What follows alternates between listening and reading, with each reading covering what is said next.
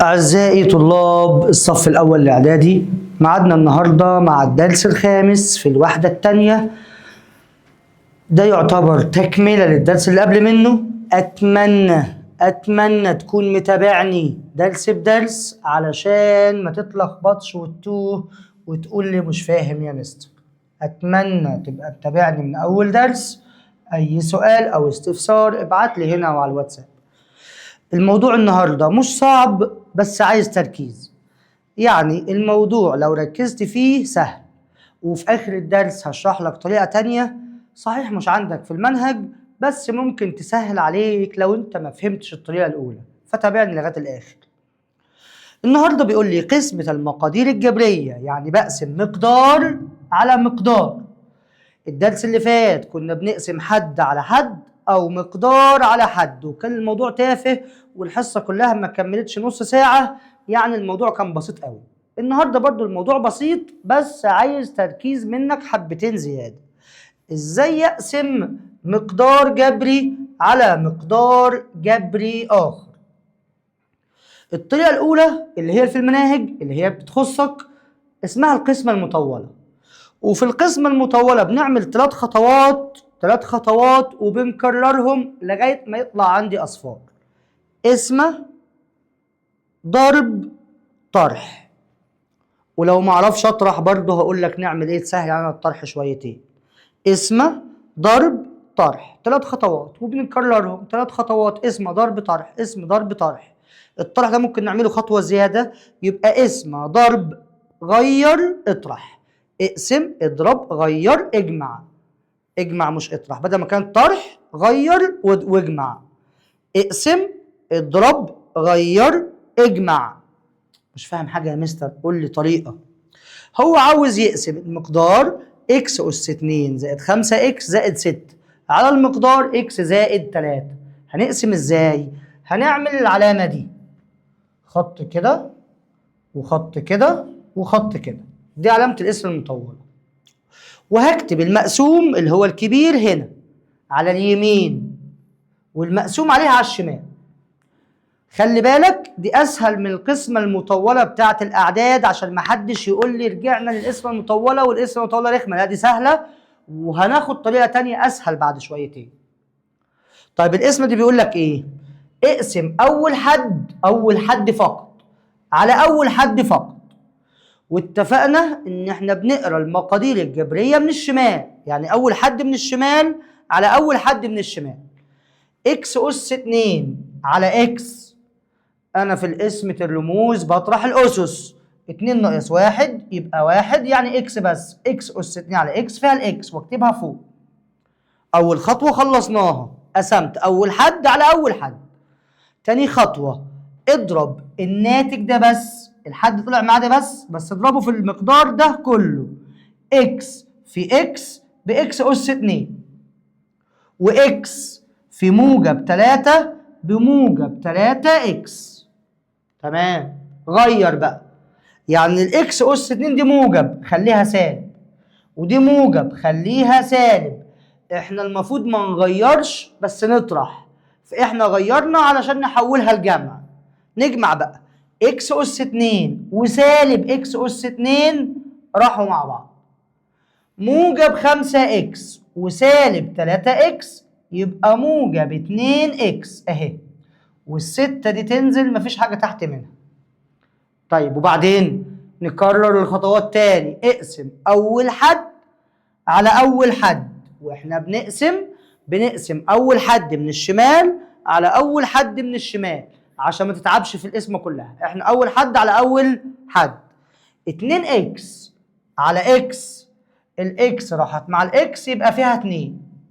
اضرب الاتنين دي بس اضربها في المقدار ده كله. 2 في اكس ب2 اكس اهي، و2 في موجب 3 بموجب 6. غير الاشارات عشان نجمع مش نطرح. ده موجب 2 اكس هخليه سالب، وده موجب هخليه سالب. موجب 2 اكس وسالب 2 اكس راحوا مع بعض. موجب 6 وسالب 6 راحوا مع بعض، يبقى الناتج اصفار. اللي اتكتب معايا فوق هو ده الناتج بتاعنا اكس زائد 2. يبقى ناتج قسمة المسألة بتاعتي هي اكس زائد 2. الخطوات تاني اهي. اقسم، ولما بنقسم أول حد على أول حد فقط، ثم اضرب الحد اللي طلع معايا في المقدار كله، ثم اطرح أو غير الإشارات واجمع. الطرح ده بدل ما نطرح ونتعب نغير إشارات المقدار اللي من تحت ونحولها لجمع، وكرر العملية السابقة لغاية ما توصل معايا الناتج أصفار. مسألة تانية يا مستر أنا ما فهمتش. أوجد خارج قسمة إكس أس 2 زائد 6 إكس زائد 8 على إكس زائد 4. نعمل علامة القسمة أهي، دي علامة القسمة بتاعتنا بتاعت القسمة المطولة، احنا عارفينها من زمان. المقدار الأول إكس تربيع زائد 6 إكس زائد 8 اللي احنا بنقسمه المقسوم، والمقسوم عليه نكتبه هنا هو إكس زائد 4. أول حاجة هنقسم أول حد فقط على أول حد فقط. إكس أس 2 على إكس يبقى فيها إكس، بنطرح الأسس. نضرب الناتج ده لسه ما جبناهوش، الناتج ده هنضربه في المقدار ده كله، إكس في إكس بإكس أس 2 بالموجب، وإكس في موجب 4 بموجب 4 إكس. نغير الإشارات، ده موجب نخليه سالب وده موجب نخليه سالب. ليه غيرنا الإشارات؟ عشان نحول من طرح الجمع. إكس أس 2 بالموجب وسالب إكس أس 2 راحوا مع بعض، موجب 6 إكس وسالب 4 إكس يبقى موجب 2 إكس، والموجب 8 مفيش حاجة تحت منها تنزل. نقسم أول حد على أول حد، 2 إكس على إكس فيها الاتنين، دي القسمة. نضرب الاتنين في المقدار كله، 2 في إكس بموجب 2 إكس، و2 في موجب 4 بموجب 8. نغير الإشارات، دي موجب 2 إكس نخليها سالب 2 إكس، ودي 8 بالموجب نخليها بالسالب. الموجب 2 إكس راحت مع السالب 2 إكس، والموجب 8 راحت مع السالب 8، يبقى فيها أصفار. يبقى الناتج بتاعنا هو اللي فوق العلامة ده اللي هو إكس زائد 2 أهو، والمسألة خلصت. مسألة تانية يا مستر.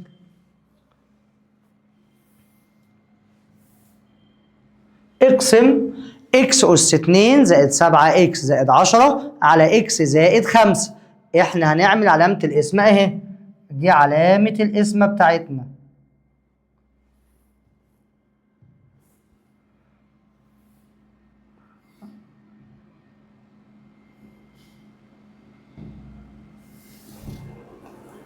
علامة القسمة بتاعتنا المقدار الكبير ده نكتبه على اليمين، إكس أس 2 زائد 7 إكس زائد 10.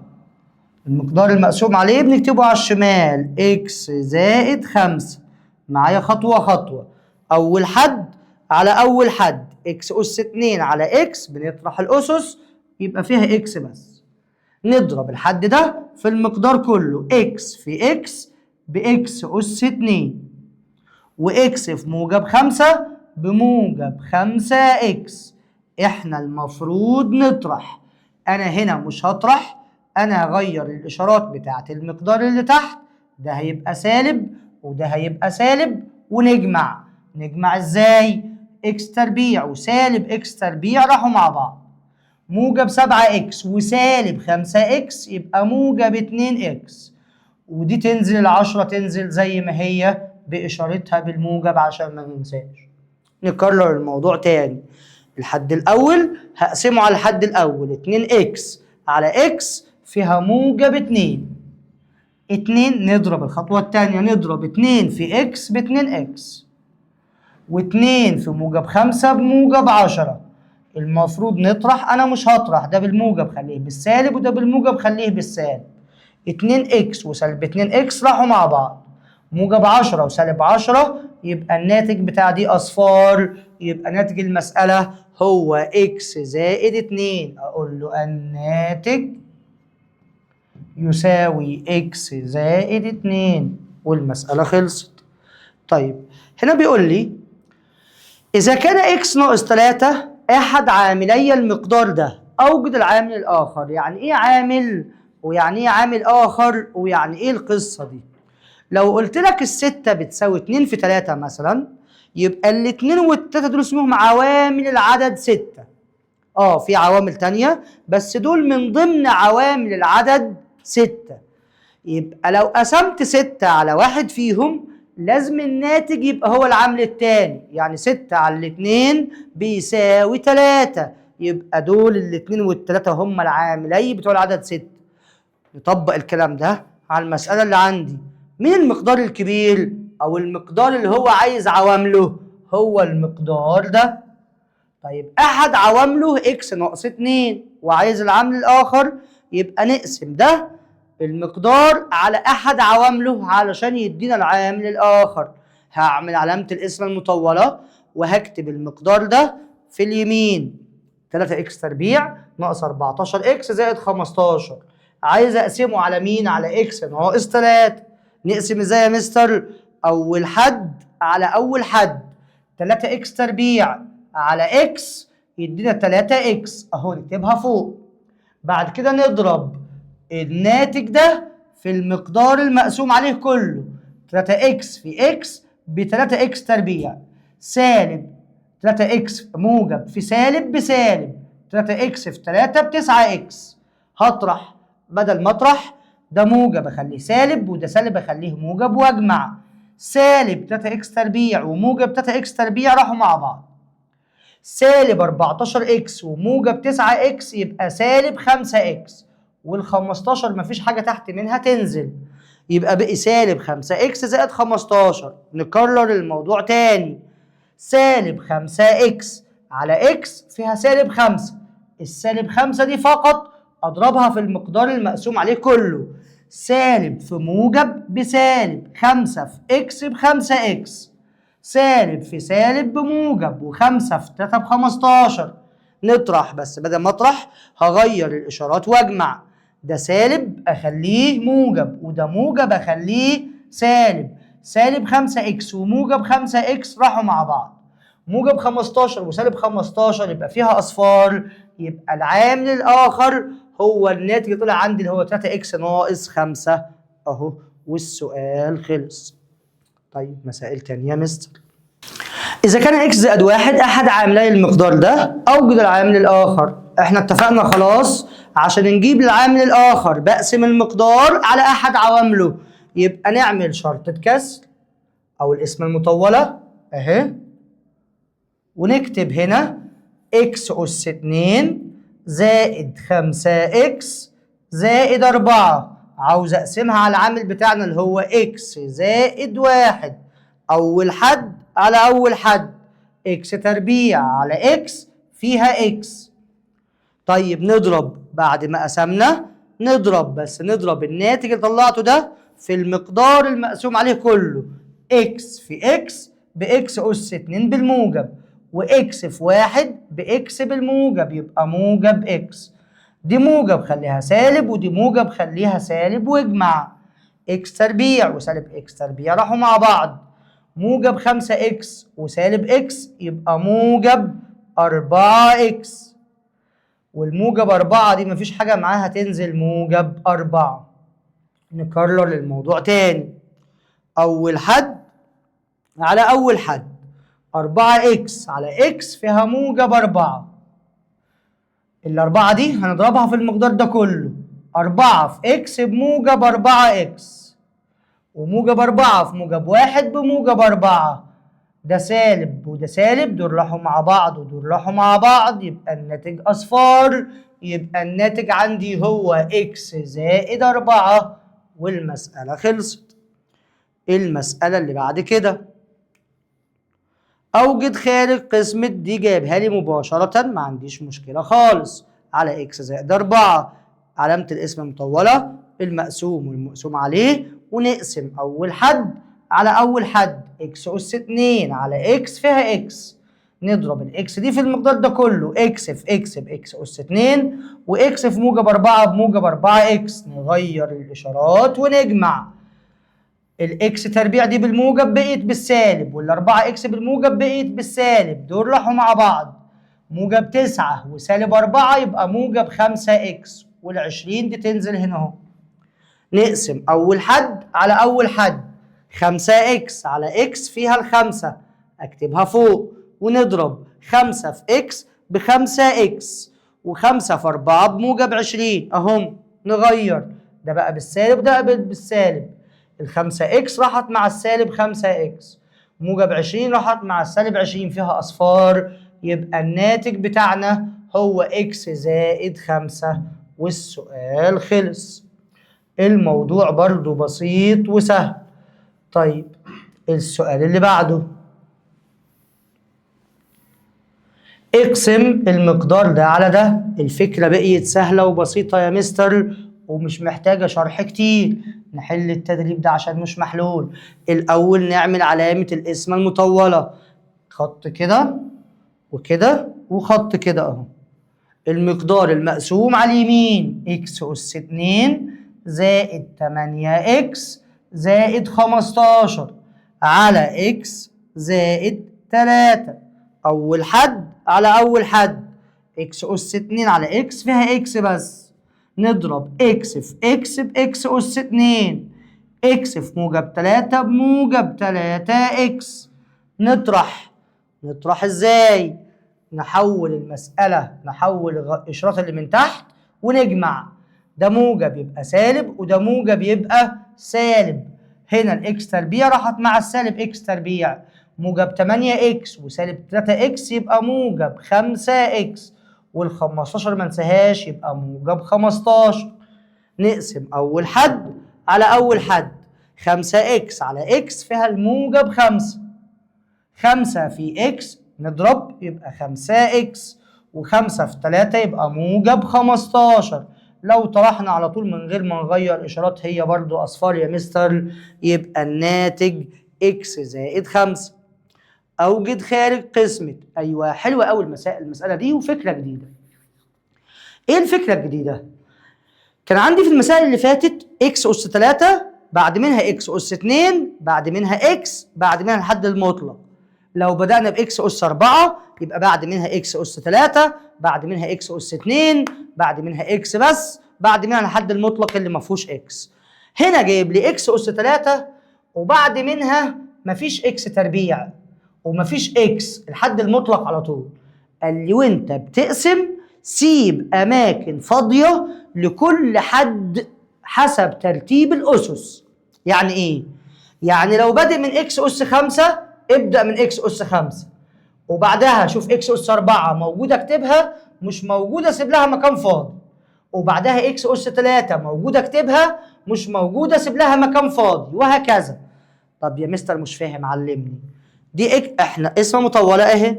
اول حد اكس اس 3 المفروض بعد منه اكس اس 2 والمفروض بعد منه اكس وبعد منه الحد المطلق موجود سالب 27 اهو.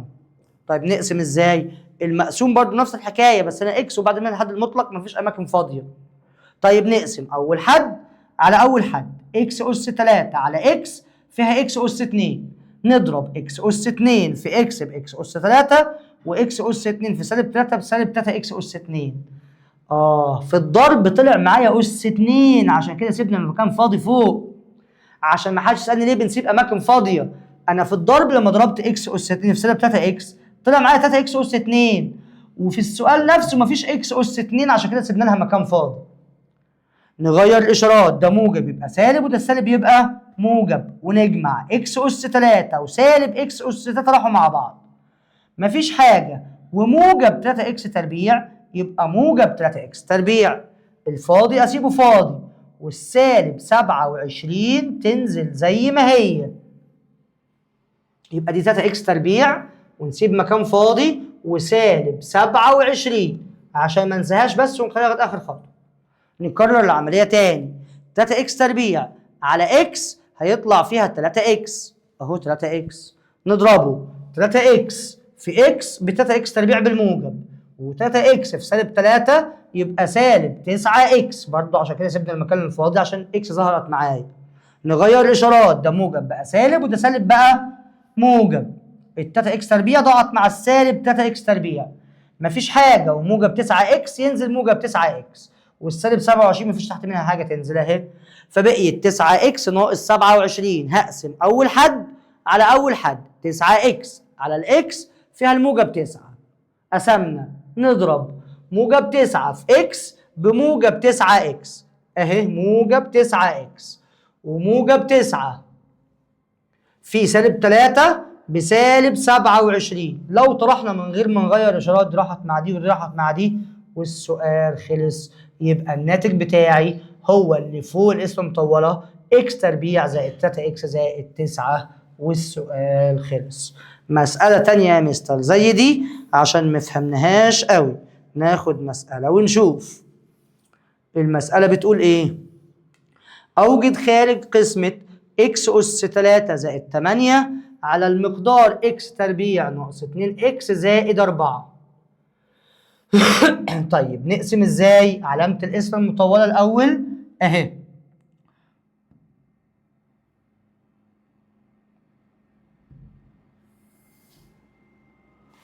علامة القسمة المطولة، المقدار اللي بقسمه هو ده ولا هو ده؟ عشان ما حدش يقول لي كبير وصغير. المقدار اللي بنقسمه هو ده ولا هو ده؟ أوجد خارج قسمة، يبقى احنا بنقسم ده، هكتبه على اليمين. بس وانا بكتب اخلي بالي اول حد هنا اكس اس كام؟ اكس اس 3. اللي بعده اكس اس 2، مفيش اكس اس 2 نسيب مكان فاضي. طب بعد الاكس اس 2 اكس، مفيش اكس هنسيب مكان فاضي. وبعد كده موجب 8. طب المقسوم عليه مين؟ اكس تربيع، يبقى نبدا من اكس تربيع، المفروض بعدها منه اكس، في اكس، يبقى سالب 2 اكس. بعد منه الحد المطلق يبقى موجب 4. هنا مفيش اماكن فاضيه. هنقسم اكس اس 3 اول حد على اكس اس 2 اول حد. اكس اس 3 على اكس اس 2 فيها اكس، نضرب اكس في اكس اس 2 باكس اس 3، واكس في سالب 2 اكس بسالب 2 اكس اس 2، واكس في موجب 4 بموجب 4 اكس. نطرح يعني ايه؟ ده يبقى سالب، ده يبقى موجب، ده يبقى سالب، ونجمع اكس تكعيب راحت مع سالب اكس تكعيب. هنا مفيش حاجة، هو موجب 2 اكس تربيع يبقى موجب 2 اكس تربيع. هنا مفيش حاجة، وسالب 4 اكس تبقى سالب 4 اكس، والموجب 8 تنزل، مفيش حاجة تحت منها اهي. نكرر الموضوع تاني، اول حد على اول حد، 2 اكس تربيع على اكس تربيع فيها الموجب 2. 2 في اكس تربيع بموجب 2 اكس تربيع. 2 في سالب 2 اكس بسالب 4 اكس. موجب 2 في موجب 4 بموجب 8. بدل ما نغير اشارات، 2 اكس تربيع ناقص 2 اكس تربيع راحوا مع بعض، سالب 4 اكس ناقص سالب 4 اكس راحوا مع بعض، والموجب 8 ناقص 8 راحوا مع بعض، يبقى فيها اصفار. يبقى الناتج بتاعي هو اكس زائد 2 والسؤال خلص والمسألة سهلة. هنا بيقول لي إذا كان إكس تربيع زائد 10 إكس زائد إيه يقبل القسمة على إكس زائد 8. يقبل القسمة، يبقى الناتج عندي في الآخر لازم يطلع أصفار. هو هنا عاوز قيمة الإيه؟ مدينا المقدار ده فيه رمز مجهول، هو عاوز يعرف قيمته. أنا ماليش دعوة بأي حاجة. فين المقسوم؟ هو ده. وفين المقسوم عليه؟ هو ده. نعمل علامة القسمة بتاعتنا ونكتب المقسوم على اليمين والمقسوم عليها على الشمال. ادي علامه القسمه المطوله بتاعتنا. ادي المقسوم اللي هو فيه ايه، وادي المقسوم عليه اللي هو اكس زائد 8.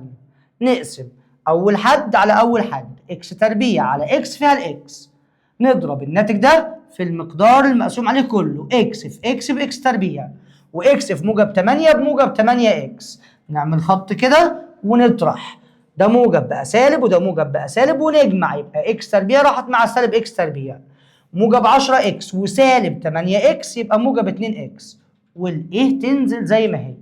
نكرر الموضوع تاني، اول حد على اول حد، 2 اكس على الاكس فيها الاثنين، نضرب 2 في اكس ب 2 اكس اهي، و2 في 8 بموجب 16. هغير الاشارات واجمع، ده موجب بقى سالب وده موجب بقى سالب، الموجب 2 اكس ضاعت مع السالب 2 اكس. طب انا عاوز عدد اللي هو الايه لازم يضيع مع السالب 16 عشان الناتج كله يطلع اصفار، عشان هو قال لي يقبل القسمه، يبقى الايه لازم تكون بموجب 16 عشان تضيع مع اللي تحت. يبقى قيمه الايه بتساوي موجب 16. ايه ناقص 16 بيساوي صفر، يعني الايه بموجب 16 والسؤال خلص.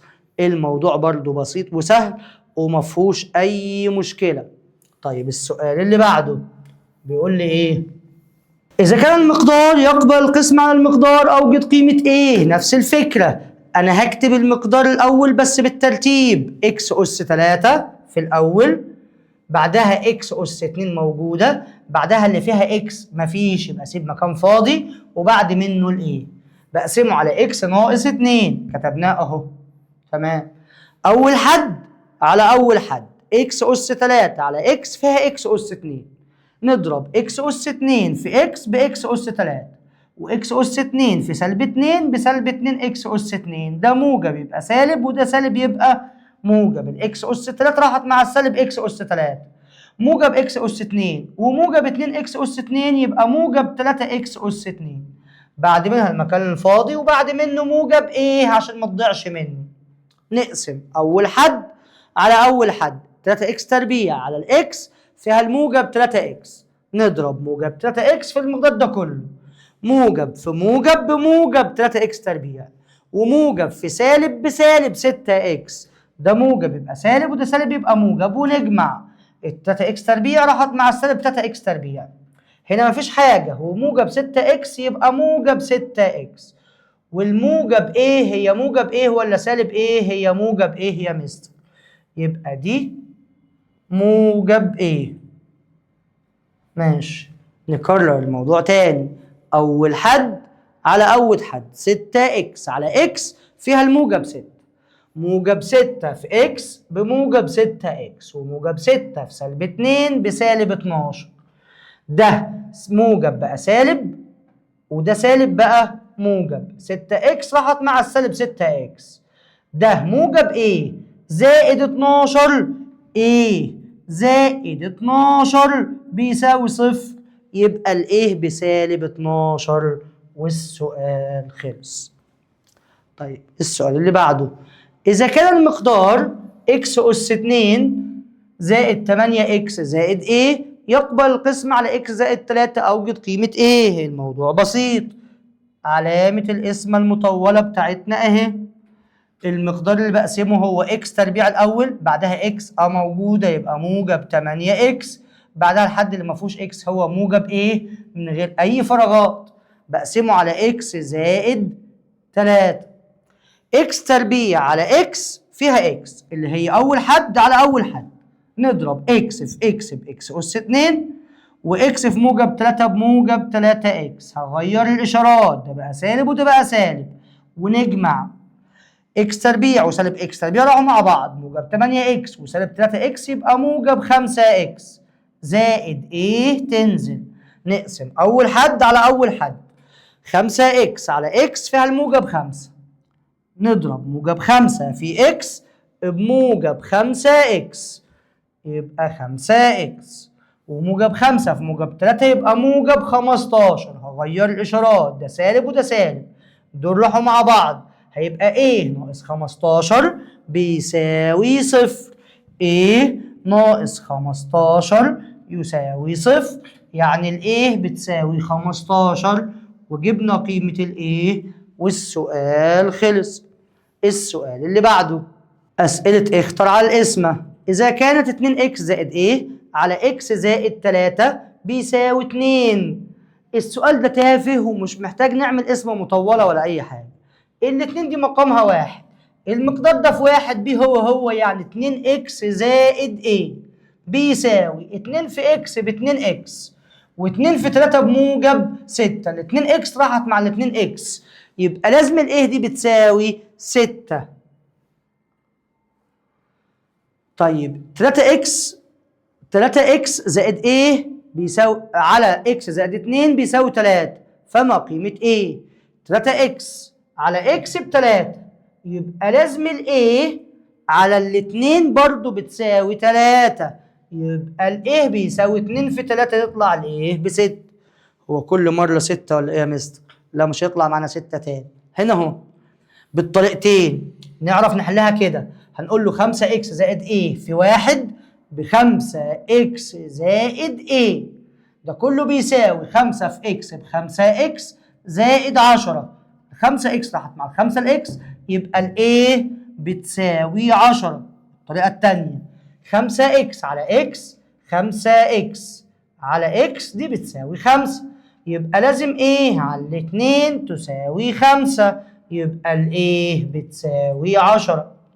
طيب اذا كان 3 اكس نفس الحكايه، 3 اكس على الاكس فيها التلاتة، يبقى لازم 15 على سالب ايه، 15 على سالب ايه تطلع برضو بتلاتة، يبقى سالب 3 ايه هي اللي بتساوي 15، يبقى الايه تطلع معايا بسالب 5. الايه طلعت بسالب 5 والسؤال خلص. طيب قال لي خلي بالك اكس ناقص 3 على 3 اكس، 3 ناقص اكس بتساوي سالب 1. يعني ايه؟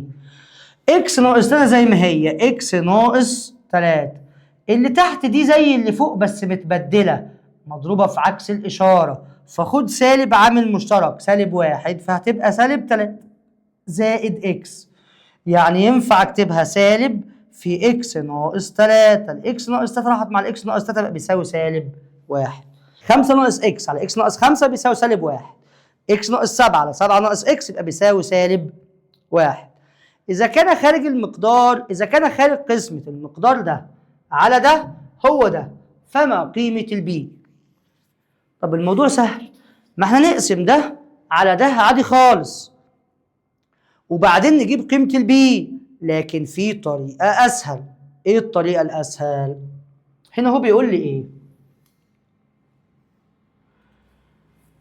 الإكس تربيع على الإكس فيها الواحد، يبقى الإيه دي في 4 هتدينا 8، يبقى الإيه بيساوي هتطلع 2 على طول والموضوع سهل. إيه في 4 بيساوي 8، يبقى إيه بيساوي 8 على 4 يعني الإيه ب2. إذا كان خارج قسمة المقدار ده على ده هيدينا ده، فما قيمة إيه؟ قال لي رتب الأول. ليه نرتب؟ ما ينفعش أقسم من غير ترتيب المقدار حتى لو ما كناش قلناها في أول حصة. لازم نرتب المقدار تنازلي حسب أسس الرمز اللي موجود سواء كان إيه أو بي أو إكس أيا كان. يبقى الأولاني زي ما هو مترتب إكس أس 3 بعد منه إكس تربيع بعد منه إكس بعد منه الحد المطلق. هنا إكس ناقص 2 مترتب بس ده مش مترتب، ده المفروض يبقى إكس تربيع زائد إيه إكس. وخلي بالي وأنا برتب هنقول كل حد بإشارته. طيب إحنا ينفع نقسم عادي خالص ومنه اجيب له قيمه الايه. طيب هنا قسم، نقسم عادي خالص ونجيب له، نقسم عادي ونجيب له قيمه الايه. نقسم هنا في المكان الصغير مفيش مشكله، ادي علامه القسم اهي. المقدار الكبير اكس اس 3 بعد منه اكس تربيع هنسيب مكان فاضي بعد منه سالب 4 اكس اللي نقسم عليه اكس ناقص 2. اكس اس 3 على اكس فيها اكس اس 2 في اكس باكس اس 3 ناقص 2 اكس تربيع. ده سالب وده موجب، ده راح مع ده، ده فيها 2 اكس تربيع ناقص 4 اكس. اول حد على اول حد يبقى فيها موجب 2 اكس، يبقى 2 اكس تربيع، 2 اكس تربيع ناقص 4 اكس. ده راح مع ده وده راح مع ده طلعت اصفار، يبقى الناتج هو اكس تربيع اهو، والاتنين اكس يبقى الايه بتساوي 2 والسؤال خلص. طيب في حاجة انا قلت هشرحها في اخر الحصة، المفاجأة بتاعتنا حاجة اسمها القسمة التركيبية. بس خلي بالي في القسمة التركيبية اللي هنشرحها دلوقتي انت مش ملزم بيها، لو فهمت الطريقة دي ما تلخبطش نفسك وما تحلش بالقسمة التركيبية. القسمة التركيبية دي هناخدها دلوقتي بس ليها شرطين برضو. ايه الشرطين دول؟ اول حاجة لازم يكون اللي بقسم عليه معامل اكس واحد، ولازم يكون الاس بتاع الاكس واحد. يعني لو عايز اقسم المسألة دي مثلا اكس تكعيب زائد 8 عاوز اقسمها على اكس زائد 2 ناقص 2 مفيش مشكلة، اكس ناقص 2. هقسم ازاي؟ قال لي اكتب معاملات المقدار الأول. 1 واكس تربيع مفيش يبقى 0، واكس مفيش يبقى 0، والحد المطلق 8. واعمل خط كده واعمل خط كده واكتب لي اللي بعد اكس بس بعكس الإشارة يبقى 2. الواحد ده نزله زي ما هو 1. 1 في 2 ب2 واطرح 0 يبقى -2. -2 في 2 ب4. 0 ناقص -4 يبقى 4. 4 في 2 ب8. 8 ناقص 8 يبقى 0. الصفر ده مش عايزينه احنا اللي في الاخر ده، وهو دايما بيطلع 0. دول كام حد؟ الحد المطلق اكس تربيع، دي معاملات. 1 في اكس تربيع باكس تربيع -2 اكس موجب 4، وده الناتج بتاعنا. لو الطريقة دي هتلخبطك أنا مش هشرح بيها مسائل تانية. لو الطريقة دي هتلخبطك خلينا بالطريقة الأولى دي، هناخدها إن شاء الله لما تكبروا شوية. والسلام عليكم.